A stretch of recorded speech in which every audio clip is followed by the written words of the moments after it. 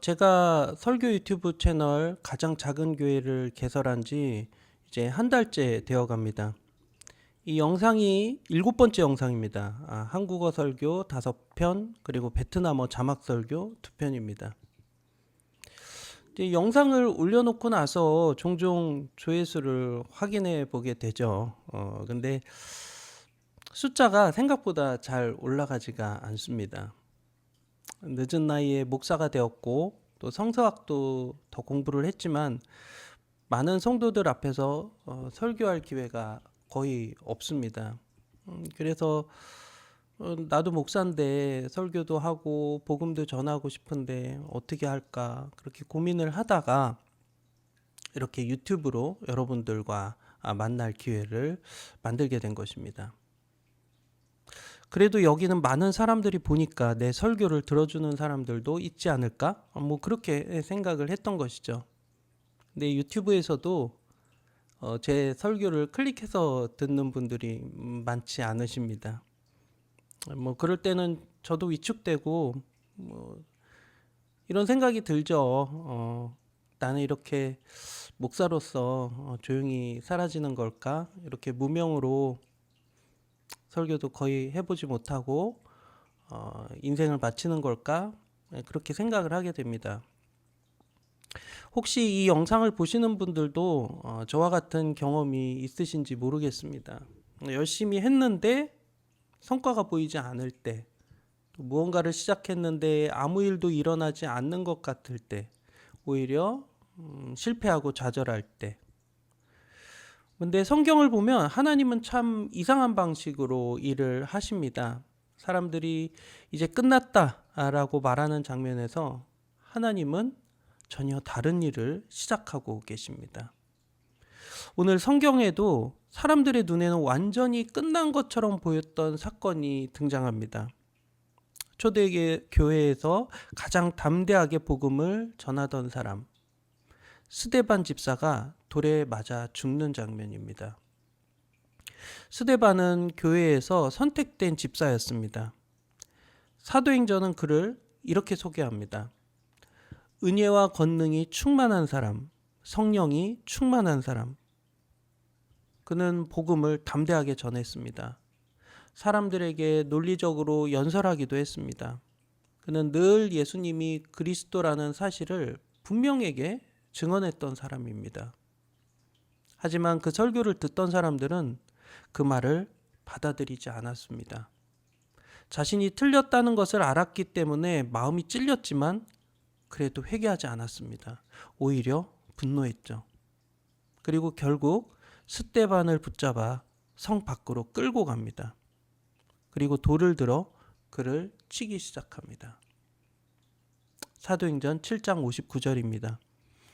그들이 돌로 스데반을 치니 스데반이 부르짖어 이르되 주 예수여 내 영혼을 받으시옵소서. 돌에 맞아 죽어가면서도 스데반은 예수님께 기도했습니다. 그리고 마지막으로 이렇게 말합니다. 주여 이 죄를 그들에게 돌리지 마옵소서. 그리고 성경은 그의 마지막을 아주 짧게 기록합니다. 이 말을 하고 자니라. 순교하신 거죠. 제가 느끼기에 훌륭하신 분이 너무 허무하게 돌아가신 것 같았습니다. 근데 여기서 우리가 한 가지 놓치지 말아야 할 장면이 있습니다. 스데반이 돌에 맞아 죽어가던 그 순간을 하나님도 보고 계셨다는 사실입니다. 스데반은 죽기 전에 하늘을 우러러봤습니다. 보라, 하늘이 열리고 인자가 하나님 우편에 서신 것을 보노라. 우리가 성경에서 읽었던 내용들을 되돌아보면 성경에서 예수님은 보통 하나님 우편에 앉아 계신 분으로 묘사가 됩니다. 근데 이 장면에서는 앉아 계신 것이 아니라 서 계십니다. 마치 돌에 맞아 죽어가는 스데반을 지켜보시다가 그를 맞이하기 위해 일어나신 것처럼 보입니다. 그러니까 이 장면은 하나님이 스데반의 고통에 함께 하셨고 그의 충성과 사역의 마지막을 지켜보신 것입니다.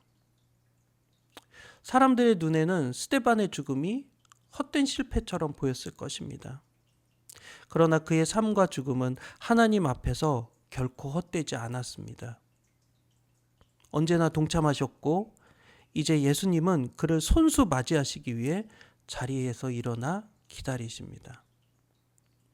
여기에서 더 나아가 이 사건은 오히려 복음이 세상에 더욱 퍼져나가는 기폭제가 된다는 사실입니다.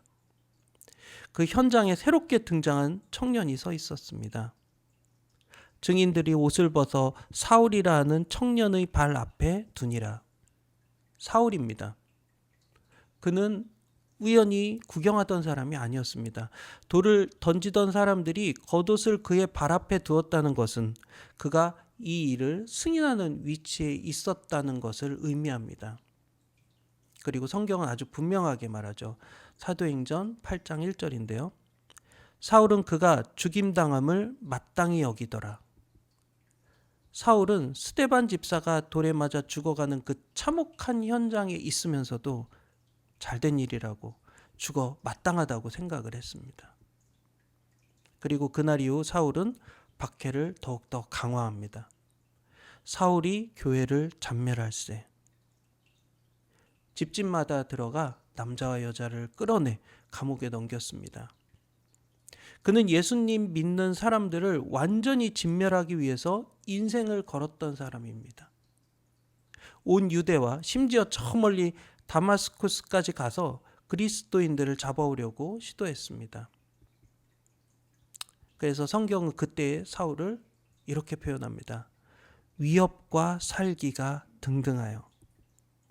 그러니까 사울과 같은 사람들의 눈에는 이렇게 보였을 것입니다. 스데반은 죽었다. 교회는 박해받고 있다. 이제 예수를 따르는 자들은 끝났다. 그러나 하나님은 전혀 다른 일을 준비하고 계셨습니다. 그날에 예루살렘에 있는 교회에 큰 박해가 있어 사도 외에는 다 유대와 사마리아 모든 땅으로 흩어지니라. 성도들이 흩어지는 모습이 사람들 눈에는 도망치는 것처럼 보였을 것입니다. 물론 성도 입장에서는 도망치는 것이 맞기는 하죠. 하지만 하나님은 이 일을 통해서 복음을 예루살렘 밖으로 보내고 계셨습니다. 우리가 잘 아는 바와 같이 예수님은 제자들에게 이미 이렇게 명령하셨습니다. 사도행전 1장 8절인데요. 예루살렘과 온 유대와 사마리아와 땅끝까지 이르러 내 증인이 되리라. 하지만 성도들은 그때까지 예루살렘에만 머물고 있었습니다. 그러나 스데반의 죽음 이후에 예수님이 말씀하신 지상명령, 즉 세계로 흩어져 복음을 전하는 일이 본격적으로 시작됐습니다.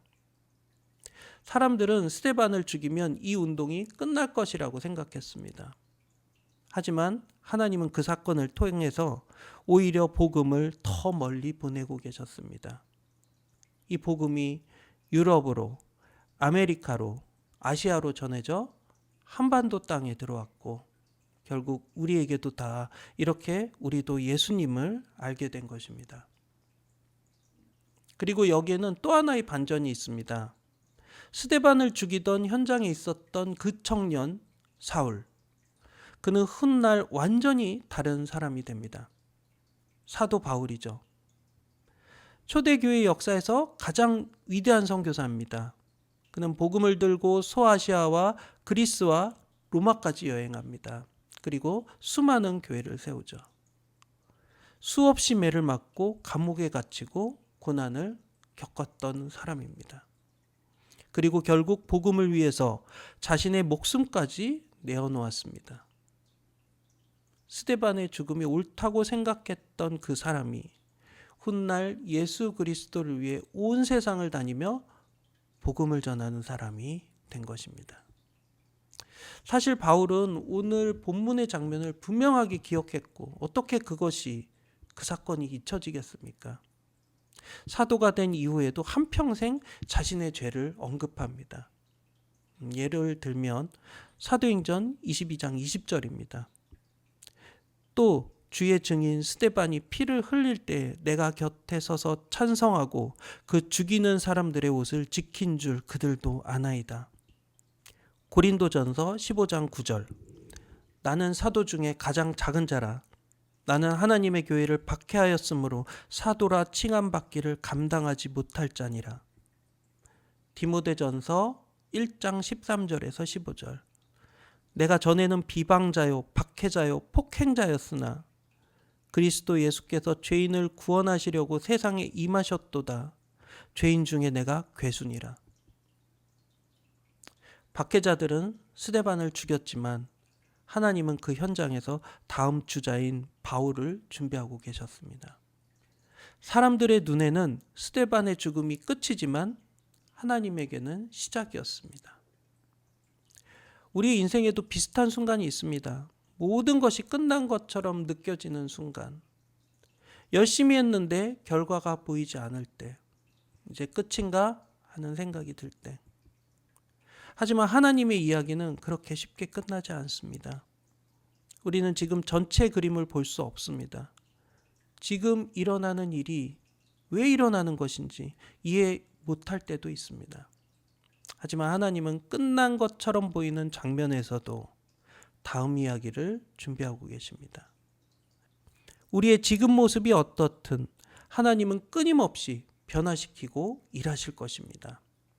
그러므로 지금 자신의 모습이 어떠하든지 하나님께서 직접적으로 역사하셔서 내 삶을 이끌어 가실 것을 기대하며 이번 한 주를 살아가시는 저와 여러분들 되시기를 주님의 이름으로 축복합니다. 제가 고린도 후서 4장 16절로 오늘 말씀을 마무리하겠습니다. 그러므로 우리가 낙심하지 아니하노니 우리의 겉사람은 낡아지나 우리의 속사람은 날로 새로워지도다. 아멘.